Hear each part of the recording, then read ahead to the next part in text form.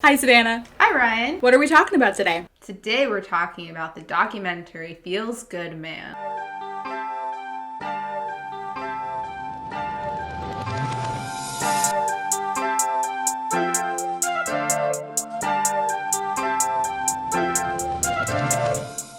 Hello everyone, this is Savanah coming to you from the future. We really enjoyed recording this episode, and we accidentally recorded way too much footage, so we've decided to split it up into 2 episodes. What you're about to listen to is part 1, and part 2 will be coming out next week. I also just want to note that this episode was recorded a couple weeks ago, and I just want to acknowledge now all of the devastation that has faced Texas in the past week due to their severe winter weather that they have experienced. Many people there are still without power and safe water, and I'll be linking some local mutual aid organizations in our description to try to help those who need it most. One last thing that I want to mention is that in this episode, we do discuss issues of Zionism and apartheid in Israel and occupied Palestine, and I just want to bring to attention the fact that in addition to the continued occupation and forced displacement of the Palestinians that has occurred during the pandemic, there's also currently a very large discrepancy in Palestinians not being able to receive COVID-19 vaccines due to Israel's control of the dissemination of the vaccine. And I'll just link some resources for more information about that in our description as well. And with that, you will now be transported back to the podcast. First and foremost, thank you so much for subscribing, for being here, for watching, and most of all, thank you to our patrons. We really appreciate you being there. Some benefits of being a patron, if you're thinking about it, giving us your disposable income so I can buy a pizza and eat. That would be some bonus episodes, some behind-the-scene content, and if you go for just kind of a middling $10 tier, you will even get a personalized postcard, a Prima postcard, as we call it. If you are a patron now, you will have access to our initial reactions of the Chromatica Oreos by Lady Gaga. Come check it out. We also want to make sure that we remind everybody to rate and review our podcast on Apple Podcasts and Spotify. It really helps us out a lot. We really want to try to get to the new and noteworthy section of Apple Podcasts. That's one of our goals right now. So any help with that would be super, super appreciated. And we definitely want to thank everybody so far who has given us lots of feedback, and anybody who's taken the time to like or subscribe our YouTube channel. We're super, super thankful for all of that, so thank you. We also want to give a little bit of a disclaimer and a trigger warning. We will be discussing issues such as racism, misogyny, sexism, different violent attacks. We'll be discussing the 45th president of the United States and some of his cronies, so just forewarning that those things will be in discussion. Also going to be discussing the meme Pepe the Frog and some other probably subsequent memes that fall into a similar category. And we just want it to be known that while in this documentary they show lots of images of all different iterations of these memes, lots of them contain quite a bit of violence and graphic imagery, and we are going to be making the choice not to show those types of images in this podcast, along with just not really amplifying the platforms that some of these problematic people already have. So this podcast might have a few less clips and extra little images if you watch us on YouTube. If you're just listening to us on Apple Podcasts, don't worry about that. Same normal content for you, but this podcast will probably just have less extra supplementary images with it. So, like we mentioned before, today we are going to be discussing the documentary Feels Good Man. So this documentary details the life and existence of the meme of Pepe the Frog, which was created originally by artist and illustrator Matt Fury. He created a comic series called Boys Club, and Pepe the Frog was one of these characters. Since his comic book came out, his image of Pepe the Frog was then taken as a meme, first through weightlifting groups on 4chan, and then had been co-opted and used in several other iterations, both bad and good. This documentary really looks at the fallout of what has happened of Pepe the Frog being co-opted by the alt-right movement here in the United States. This documentary was directed by Arthur Jones, and it just came out in 2020. It was aired at the Sundance Film Festival, and it won the U.S. Documentary Special Jury Award for Emerging Filmmakers. So it's definitely gotten pretty good ratings, lots of critical acclaim, and I think it was pretty interesting. So Pepe the Frog is based on a frog, as you would imagine. He has kind of those rounded eyes, large lips, those big bug rounded eyes, and he's very simple to draw, very easy, what made it so accessible for people in the 4chan community and people who just in general enjoyed memes, co-op his image and use him. Yes, and he is named Pepe, and very iconically by Matt Fury in this documentary, he states he was named Pepe because it sounds like pee-pee. I was so happy that was revealed. I've wondered my whole life, you know? Yeah. It was a pretty great moment when he said that. Initially, he just looks kind of like your average expression. Like, he looks kind of happy, but kind of more like of a stonery kind of expression, like just kind of like a chilled out expression. But as Pepe has evolved, he has been given new types of expressions. He has become like a sad Pepe or a sad frog. He's become kind of like a smug frog or an angry and enraged frog. So he's had lots of different iterations in his emotions that he's portrayed. But originally he started out as being just kind of like a laid back kind of a guy, I would say. What is your entry point to this whole situation with Pepe the Frog and all that stuff? Yeah, I'm glad you asked that, and I'm honestly probably similar to a lot of people here, where I didn't really understand why Pepe the Frog was branded as a hate symbol when he was done so by the Anti-Defamation League, so the ADL. So in 2016, when he was banned as a hate symbol, I was very confused because all throughout my career in college, I was a Tumblr girl. I scrolled through Tumblr, I reblogged things, it was all casual, and Pepe the Frog was there, and I didn't understand his significance. There was that one video that they showed in the documentary of that girl, and she was like painting her face in green, and she was like, "I hate Pepe the Frog." I'd seen that before.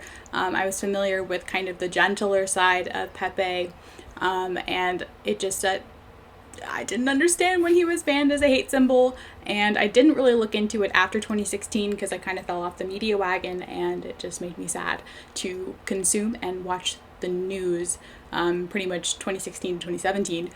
So I didn't ever return to it, and I was happy to learn and return to it with this documentary and finally be educated on Pepe the Frog. So I was in a similar boat as you. I too was a Tumblr girl during my college years.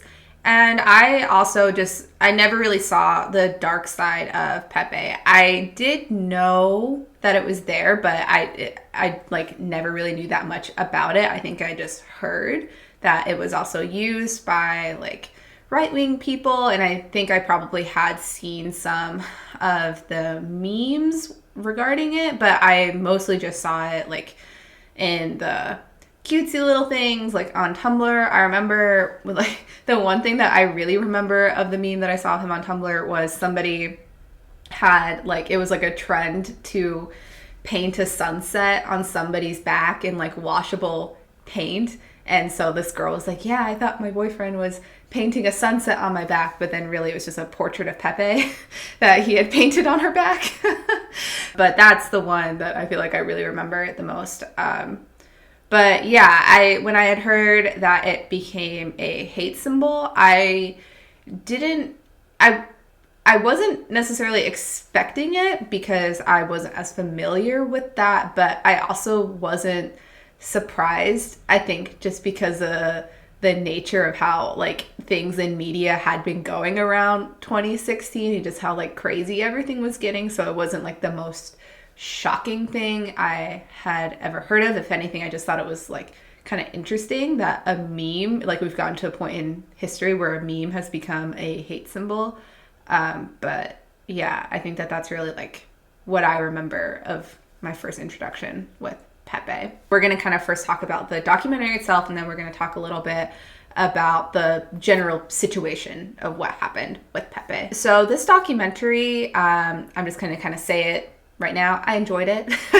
I liked it. I really loved the integration of animation that they put through it. I've noticed that as kind of a trend recently in the past few years, and I really like it. I think it's a really great form of storytelling of things when, like, if they're interviewing somebody in a documentary, rather than like trying to reenact it with actors or something like that. I much prefer when they do use animation. It's much more imaginative, and I feel like can really highlight the like nuances of maybe of what people were talking about. Another really great example of a documentary that does that is Montage of Heck, which was HBO's documentary of Kurt Cobain. They had like these really cool animated sequences that like were the tellings of his journals that he had like while he was a teenager and different things like that. So I love the animation style in this. It was animated by Arthur Jones, the director, also Jenna Caravello. I'm sorry if I'm mispronouncing that. Nicole Stafford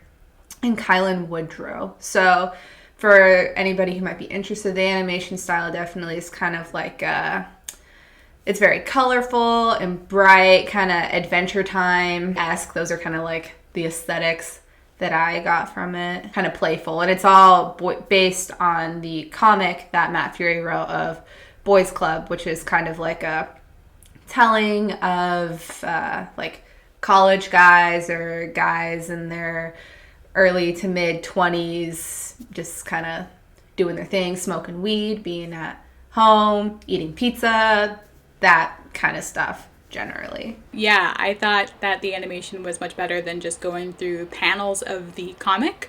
I think that would have been acceptable if they had just gone through panels of the original comic, but I feel like I understood just visually it was more stimulating, and I liked how they animated the notorious scene where this documentary's namesake comes from. It Feels Good Man, of Pepe the Frog going pee-pee in the toilet, and he has his underwear and his shorts down to his ankles. And when he's asked why he does that, and his response is, "It feels good, man." And they kind of took that and they ran with that theme throughout the documentary, and why the kind of masculine, disenfranchised nerd kind of picked up on that saying. And I really liked it. I thought the documentary was successful in what it was telling. Its pacing at the end got a little bit bland for me, but other than that, I felt bad for Matt Fury. I felt emotional for him. I didn't think that it was fair. I thought the world was cruel to him when he is kind of just a laid-back kind of guy that he was portrayed. He was portrayed as passive, and I think there's something to get into there, perhaps. Passive in his thoughts and how his meme was being co-opted, especially in the early days by 4chan. And they interviewed his friends, and they interviewed like copyright lawyers, and they all agreed, like, yeah, Matt's being stupid. So I thought that was very brave of Matt to let that be aired and have his self-image be portrayed like that in the documentary. Yeah, definitely. And I do want to get more into Matt Fury and his kind of hand or not hand in everything that happened. I think that the documentary did a good job of covering quite a bit of material and really looking at a lot of different perspectives on this issue. I do think towards the end, I kind of started to feel like, okay, this is a lot of different information that they're throwing out there, but it does all feel relevant. There wasn't really anything that I felt like that they could just like throw out that wasn't important. It was largely based on like an observational style of watching Matt kind of go through his daily life, but it was kind of obvious that they were like telling him like, oh, we want to see you go through these shirts with Pepe on it or things like that. And also then largely interview based. So interviewing him, like Ryan said, friends, other professionals in the various fields that are relevant to this. To me, it felt very much like a story of moral ambiguity, seeing a gray area, kind of acknowledging that maybe there is in a situation like this, maybe there is a clear black and white, wrong, good situation, but also there are people like in the middle as far as the situation of what is ethical with memes. So I would have really liked if the documentary kind of pushed more on talking about this kind of gray area or issues that also arise on the left of people not just being good or bad. For instance, like the ADL, the Anti-Defamation League, that categorize Pepe as a hate symbol. They are an organization that has some conflicting opinions about whether or not they themselves are problematic.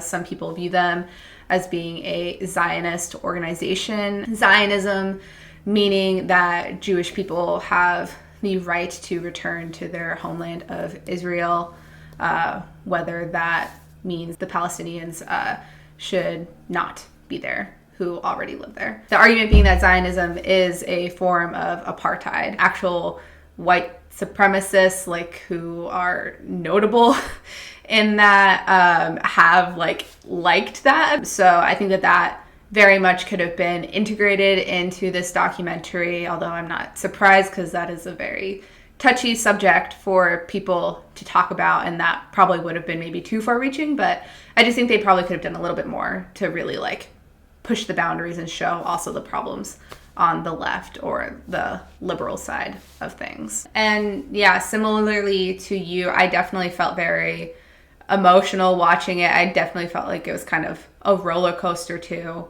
of following Matt along this journey. And I really felt for the guy, especially as an artist. I can't imagine that happening to me. I'm already such a sensitive person that I feel like if something like this happened to me, I would just be crushed.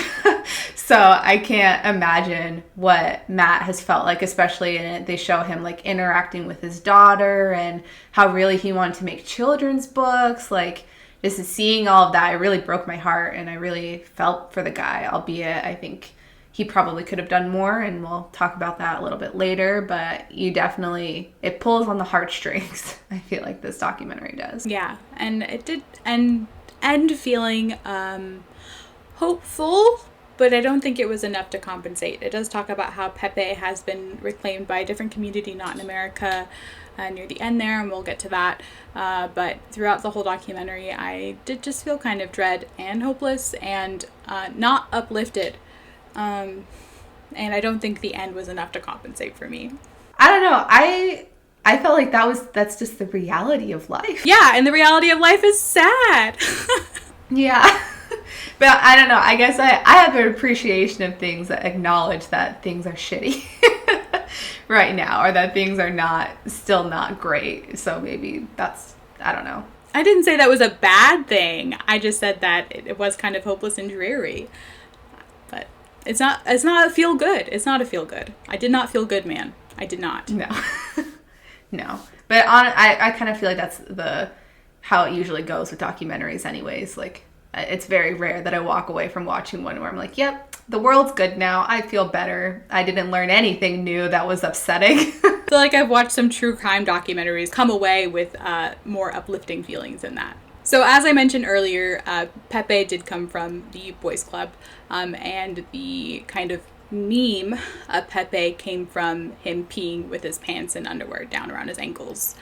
So I wanted to lay out a clearer definition of meme before we get started, because we will be saying that word a lot, and you probably have your own definition in your head, right? It's Doge.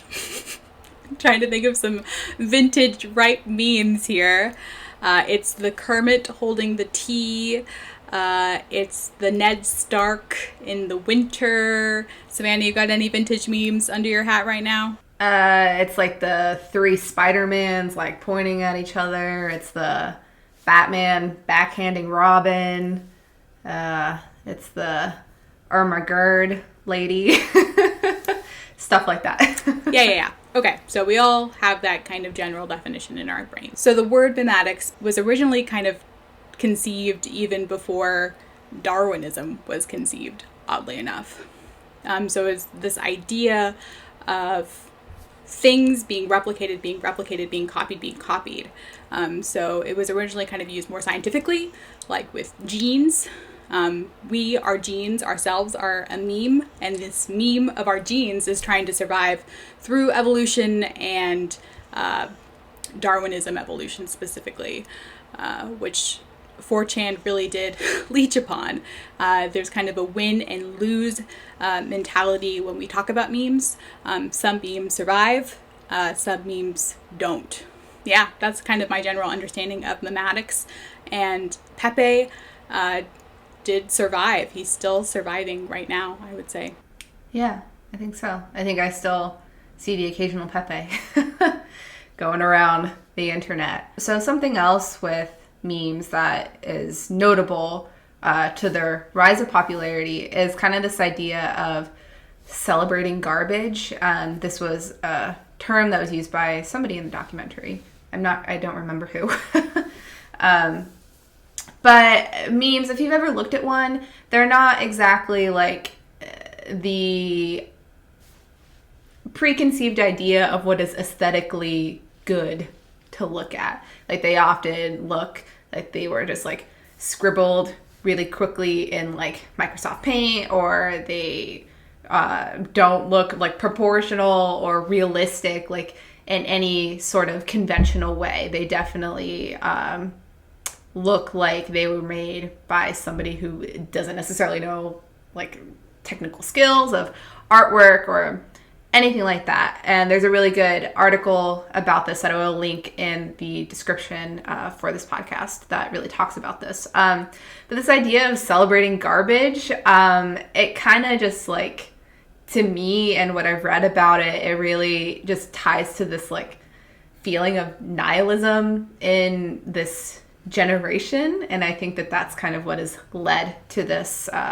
celebration of meme culture, this like idea of being sad. Pepe originally in the Boys Club comic, he wasn't sad. He was happy. He was enjoying life with his friends. But as Pepe has evolved on 4chan, he became sad, and he was known as being the sad frog. Even in the documentary, some of the people that they talk about, their reference point is only ever Pepe being sad before he then became other things.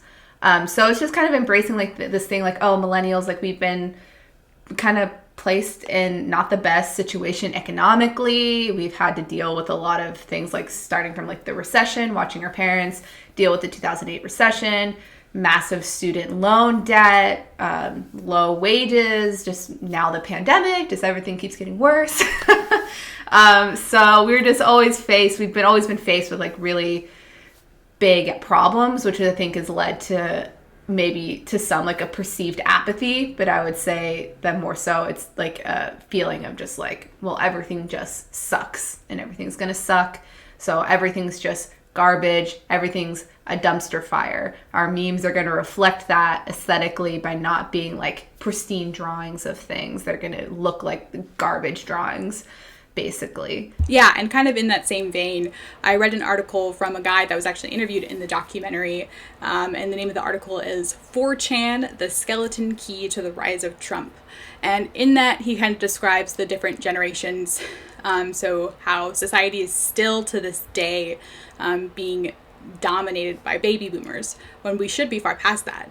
That we still are perpetually living in 1950s America, and how there's them and they were kind of given almost what they wanted.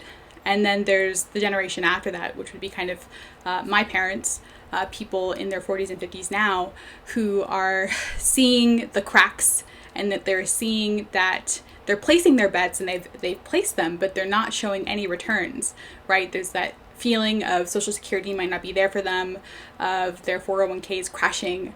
And then there's us who never even bothered to place our bets, who feel like we see the system for what it is and we acknowledge that it is rigged and that we're never going to see any return.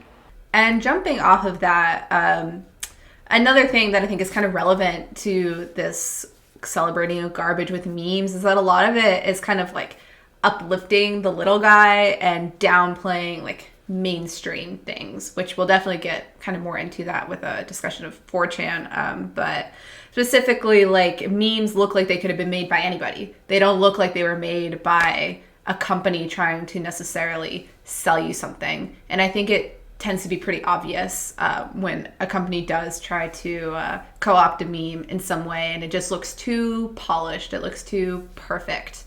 And I think that is kind of why people like memes so much, is because they feel like they could have thought of this funny little quip, or they could have made this like silly little drawing.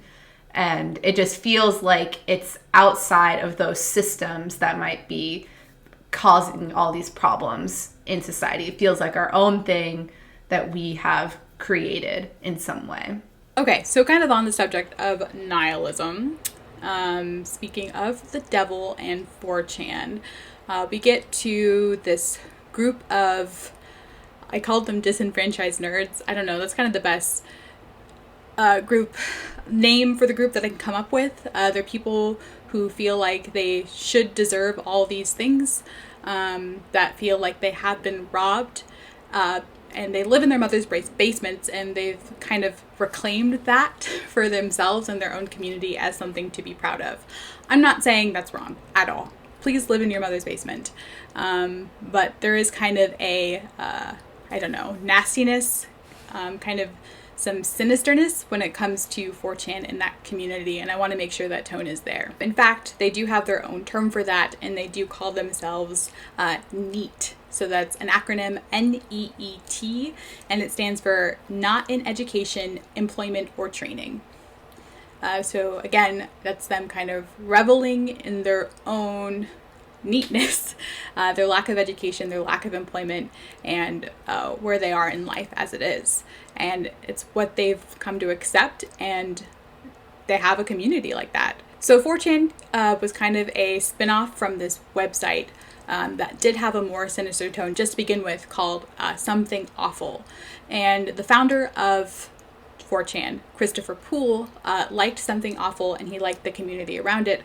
And so he made 4chan. It's modeled off of Japanese web rooms, kind of, where it does have this Darwinian feel of you post something, and if it gets a lot of likes, it rises to the top. But if it doesn't, it immediately disappears, and it's kind of lost to 4chan. So it's amazing that it was founded by a 15-year-old also living in his mother's basement. So definitely props to Christopher Poole on that end. So 4chan didn't start out with kind of nefarious undertones, just kind of progressed that way as they took on this kind of nihilistic tone.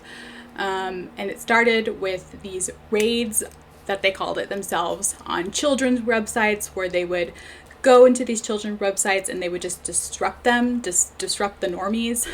They would raid and protest real life Scientology churches in New York. So they just wanted to disrupt people, to make it uncomfortable, but always under the guise of, oh, it's not serious, it's just a joke. Like, you're taking this seriously? Like, you must be stupid. Except not like that, but more manly sounding. And it's funny enough, Savanah, in this outline here, I don't think they mentioned in the documentary, but you put Fight Club and toxic masculinity. Well, they had rules in 4chan, and the number one rule was don't talk about 4chan.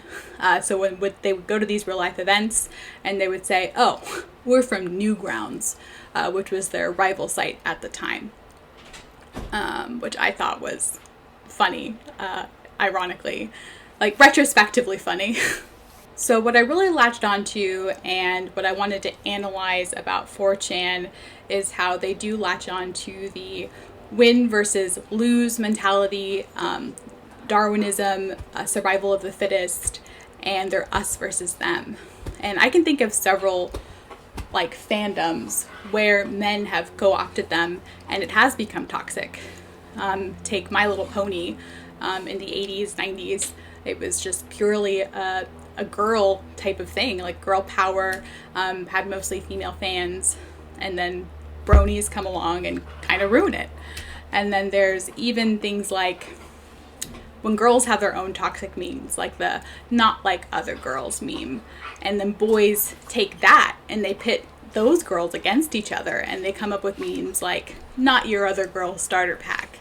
So I just feels like men think the world revolve around them. Am I wrong to feel that way? Because whenever I see it happen, it just feels that way. Well, unfortunately, that's definitely been what they've been presented with all of history and time, that the world does revolve around them. So I'm not surprised that that's what many of them think. And then when I was watching the documentary, I did feel conflicted. Like, am I supposed to feel sympathy for these men who are living in their mother's basements, who are uneducated, who do feel disenfranchised, kind of in a dissimilar way to kind of when people talk about Trump's voters, they talk about like the white middle class and how they're overlooked in that kind of populist language.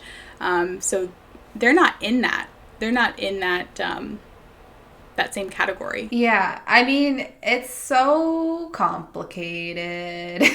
It reminds me of this book that we listened to partially on a road trip once called White Trash, The 400-Year Untold History of Class in America by Nancy Isenberg. And this book really looks at what kind of has led up to Trump's base, this white population that has felt disenfranchised, and really what led up to that, things such as like indentured servitude, things of that nature. And so it's hard because in this documentary, they do kind of try to show the other side, these men who are on 4chan, and I didn't necessarily feel like they were trying to evoke sympathy. I did start to feel some sympathy because I can understand what has led to somebody feeling disenfranchised, feeling like there's no point in getting education or advancement in their training or career, things like that. I can understand why somebody feels like that. It's when they start to use that as a means for just doing whatever they want, enacting any kind of violence, supporting any type of hateful rhetoric. That's when I feel like it crosses a line, especially if you think about the disenfranchisement that has happened to people of color or women. They are not enacting that like rage that they might have in that same way. So I think we just have grown up in a culture that has said that it's okay for these men to do these things, have these feelings of superiority and feeling like they can just do whatever they want. We've just conditioned them to think that that's okay, and then told them, well, it's because of like these things that you've experienced before. So it's definitely complicated, and I mean, like, it's a big issue right now, people talking about unity and trying to find unity in this country, and personally I don't really feel like that is possible or should be done. But that is a conversation for another time. But it's definitely a hot button topic, I would say, right now, about whether or not we can unify with people and whether or not we should, or whether or not we should have sympathy for them or not. Mm-hmm. In the documentary, they did have a woman 4chan user, and she was just kind of there to talk about, like, oh yeah, Pepe was everywhere. And then she kind of just like fell off the documentary and came back once near the end. But there was one 4chaner who was a man. And they didn't explicitly say that he was a part of it all, part of promoting Pepe as kind of a vehicle of hatred and rage. And I can understand that from kind of it's a really hard word to say, anonymity. You know what word I'm trying to say? Anonymity.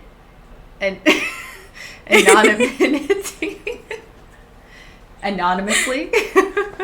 Yeah. To maintain his anonymous perspective.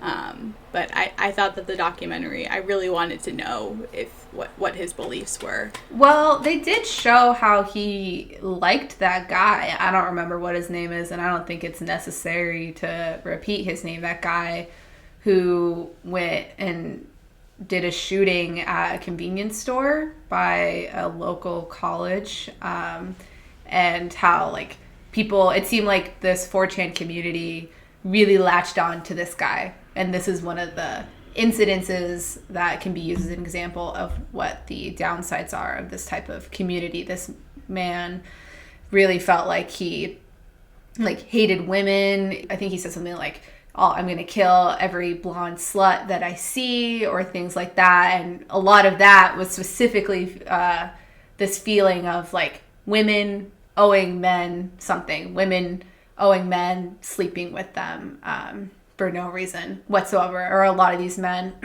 specifically with like the incel community, feeling like the world is against them, all women are against them, just nobody wants to have sex with them, they are the scum of the earth and just nobody understands them, something kind of along those lines. And so this guy, like, he latched onto that and really kind of latched on this idea of like hating the popular kids, and that's why he went and did a shooting at this convenience store by this college. And so this guy in particular in the documentary, like, he is seen wearing a shirt with that guy's name on it and showing himself, maybe it looked like maybe he had like live streamed watching that guy's YouTube manifesto type videos and being like, oh yeah, this guy is like us, this guy enacted all these things that we're talking about doing hypothetically, or all these things we're talking about doing, but we're not really going to do. We don't really mean that we're going to kill women. We're not really going to like drive a van into a group of women outside. We're not going to do things like that. It's all a joke. But then this guy really did do those things. So I don't know. Once they showed that of that guy in the documentary, I started feeling less sympathetic for him. But what was his stance now? I don't know. I wanted him to say, or like condemn his past self and to condemn 4chan and what it was. But that never did happen. So I'm curious to see if he would or if he wouldn't. Yeah. I was also very intrigued. This might be more of an aside, but how did they find that guy? Like, did they just did they just like look through that type of content online and try to like reach out to a lot of people? Well, they're all anonymous, so you can't reach out to them that way. But I'm sure I don't know, I'm sure it's like some kind of guy who's living in LA who like they posted like a calling for documentary person who was a part of this community, and they probably had to submit stuff to it. And I'm sure there are people who are willing to air out their dirty laundry to be in a documentary like that, especially if they are remorseful, which is why I would think that he would be remorseful, because he agreed to be in a documentary like that. Who like I wouldn't even say they villainize those kinds of people, but they did not frame them in the best of light.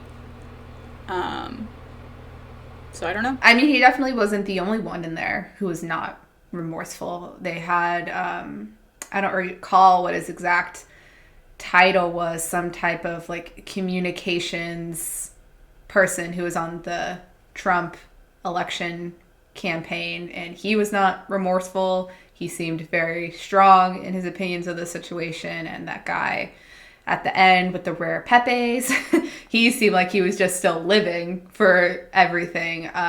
So anybody who anybody that they showed who was against Matt Fury or was within that community, I don't think any of them were remorseful or even necessarily acknowledging of the reality of what has happened. While watching this documentary, I personally felt like I was having this like internal struggle every time they were showing like these 4chan people and all of that, because I kept feeling so angry.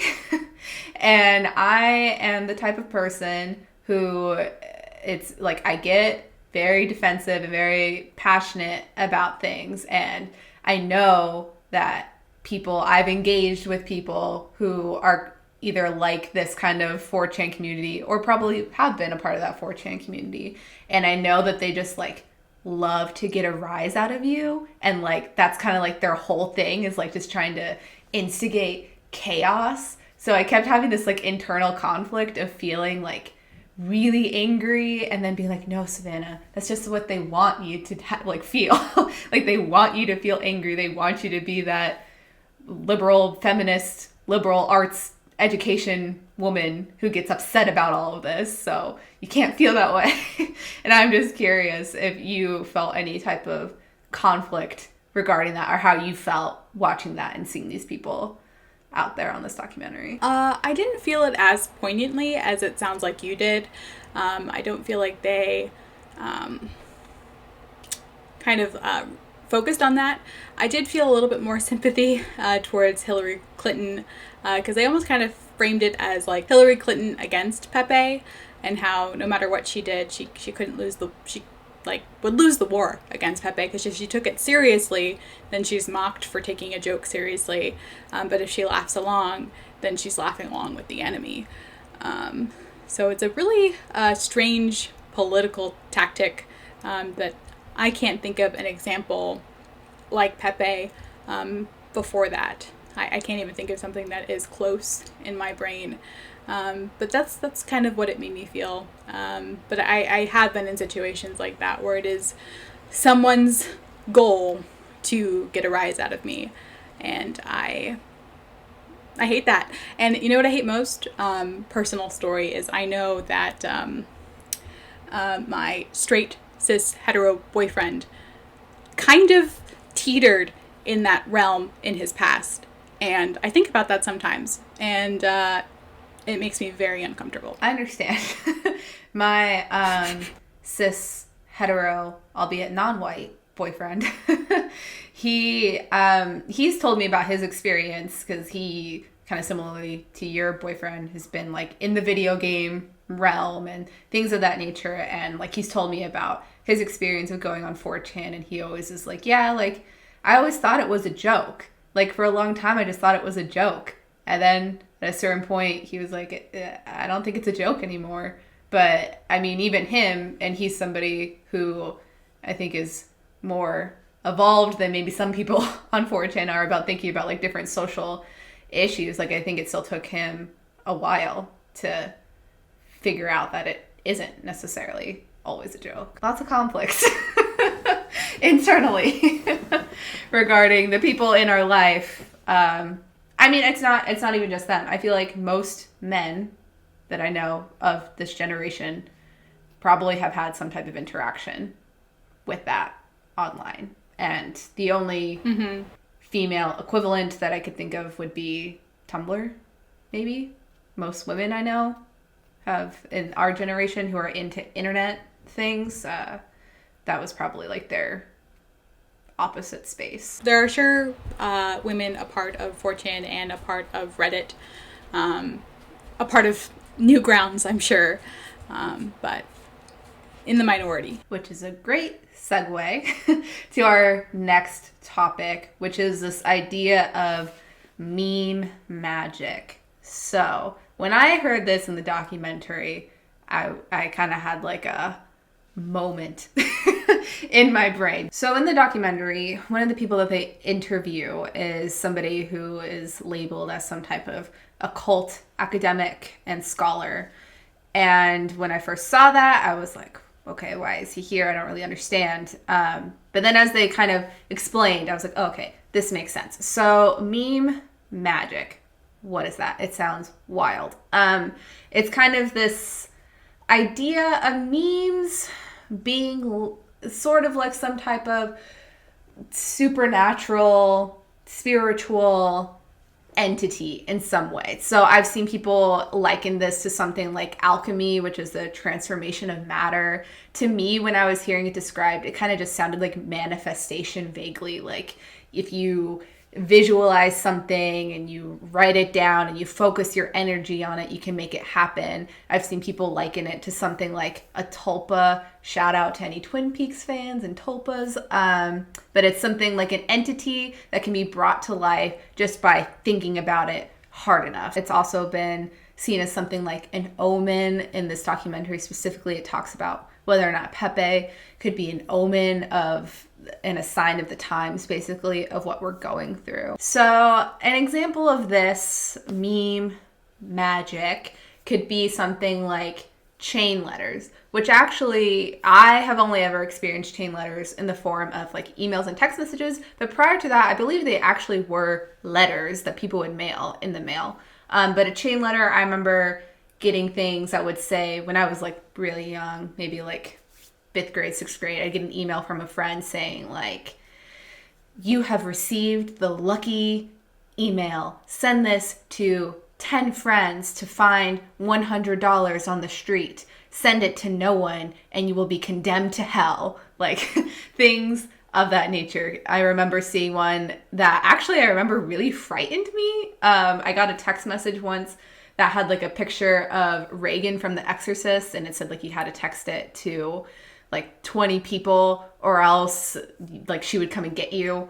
And I always felt very afraid of these. I don't know about you, Ryan. I'd love to hear how you interacted with these, but I took these chain letters very seriously as a child. Probably even still now, if I were to get one, I'd be really creeped out by it.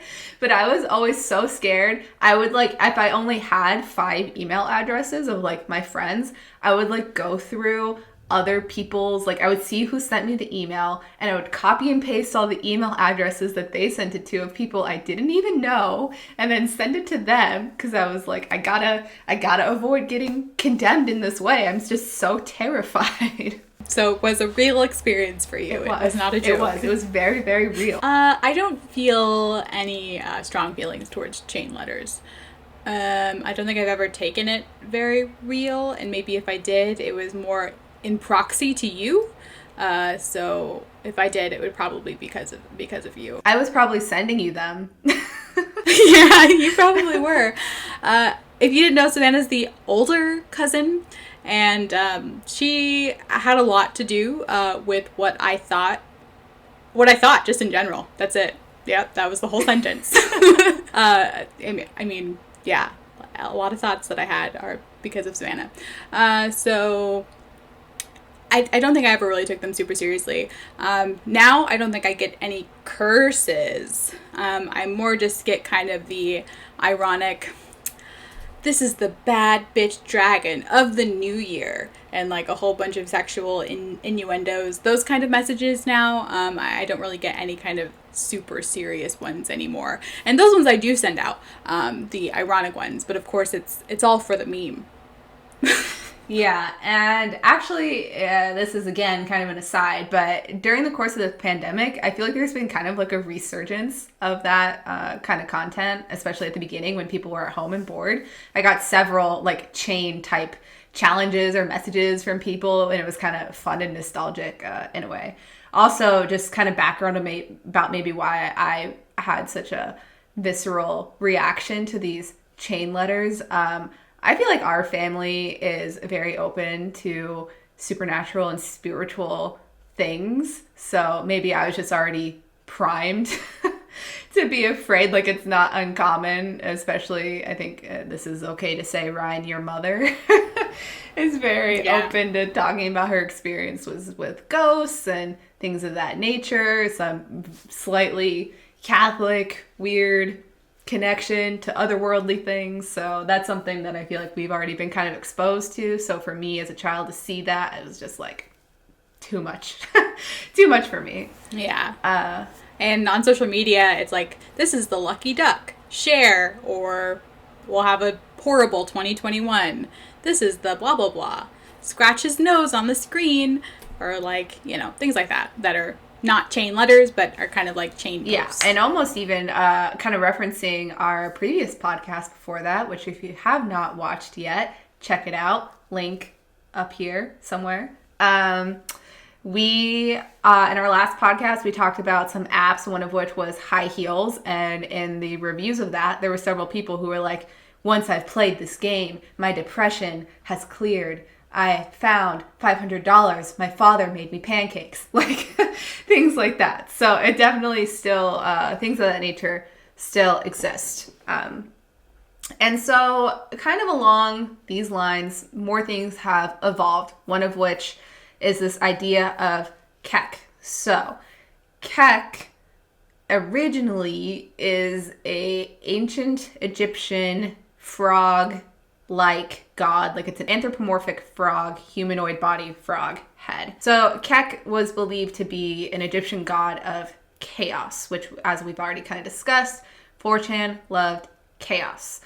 Along this lines of people figuring this out, there's also, kind of like we mentioned, some intermixing between like video game culture and this 4chan culture, and Kek specifically referenced also, like, it was a term that was used in World of Warcraft.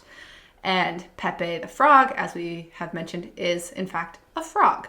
So when people saw this Kek, god of chaos, plus Kek in World of Warcraft, and Pepe the Frog, they were like, oh my god, this is Kek. Kek has appeared to us. And people really latched onto this, and it kind of became a way of trying to have this deity, if you will, that represented them and that they could use to push their agenda, essentially. There was a clip in the documentary of somebody at a Hillary Clinton rally who like had like a sign or something with Pepe the Frog on it, and I think he was like live streaming. Somebody yelled Kek in the middle of Hillary Clinton's speech, and then everybody on the 4chan, whatever live stream was happening, people lost it. They also, like, people were really wanting Hillary Clinton to collapse somehow, because people were starting to believe in this community that Hillary Clinton was sick. And so they, like, were trying to focus their energy on Kek and this idea of Hillary Clinton collapsing. And then she did. There was video of her collapsing or something happening to her as she was exiting an event. So when these things happen, people really were like mind blown, like, oh my God, like, this is real. I will say in this article that we will be linking that kind of talks about this meme magic phenomenon, there are clips or images of people in the comments. People would ask if they really believed in Kek, and people would be like, no, are you dumb? Like, nobody really believes in this. But I don't know. I would argue it seems like they do really believe in it, or at least like I don't know, where does the lie end? It's hard to tell. But this is not unusual. There is a opposite form of this with witch blur, which was essentially young women on Tumblr identifying as witches and trying to do things like hex Donald Trump, casting spells on him, trying to hex the patriarchy, things of that nature. And I personally have kind of dove into this when I first saw this on the internet. So I can kind of say from firsthand experience of what that is like. And from what I've seen, for instance, I am in like a Bind Donald Trump Facebook group that is specifically was like during the course of his presidency would do group spell castings on Donald Trump. There was like a big push to do a blue wave spell over on election day. And I can say that those people do believe it. A lot of those people are actually practicing witches or pagans.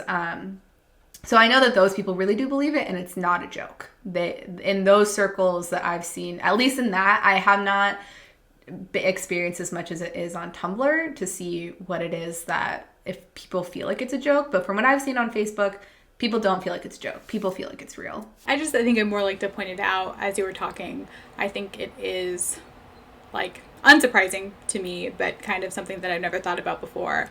How on one end of the spectrum you have the mem and their sort of meme magic, and then you have women, and it's just a lot more earnest when it comes to women, and not always, but it's not like in these largely female-based communities, it's not so much a joke or ironic, and it's not something that can be used as defense, but it is something that you wear as a badge of pride. Yes, and I will note that it's not just like some weird fringe community. Like, this is something that happens in all circles. I recall in the documentary Jesus Camp, if you've ever seen that, it follows the tale of like these evangelical Christian children's camps, and they had images of them all praying around cardboard cutouts of George W. Bush. So that to me is basically like the same thing.